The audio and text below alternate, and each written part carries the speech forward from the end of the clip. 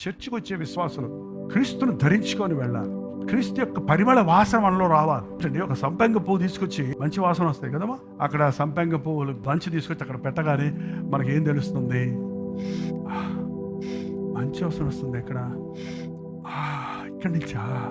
ఒక క్రైస్తవుడు ఎట్లా ఉండాలన్నమాట? ఏంటి ఇంత గలిబిలి మధ్యలో ఒక ప్రశాంతమైన వ్యక్తి ఉన్నాడు, ఇంత గందరగోళాల మధ్యలో సమాధానపరిచే వాళ్ళు ఉన్నారు, సముజాయిషి చెప్పేవాళ్ళు ఉన్నారు. ఓహో, నువ్వు క్రైస్తవుడువా అని ఇతరులు చూడగలగాలి. క్రీస్తుని ధరించాలి. భక్తి చర్చికి మాత్రం తీసుకొచ్చి మళ్ళీ బయటకు పోయాక మళ్ళీ భక్తి కోసం బతకండి. బయట కావాలి. ఇంట బయట క్రీస్తుకు సాక్షులుగా మనం బ్రతకాల్సింది. అంచె దినాల్లో ప్రభు మనల్ని ఆశించేది లివ్ లైక్ క్రైస్ట్. క్రీస్తులాగా అంటే గడ్డం పెంచుకొని అంగీలు వేసుకోమని అర్థం కాదు, కానీ ఆయన స్వభావం. పై వేషాలు ఎవడైనా వేస్తాడు. స్వభావం అనేది క్రీస్తు మాత్రమే ఇవ్వగలడు.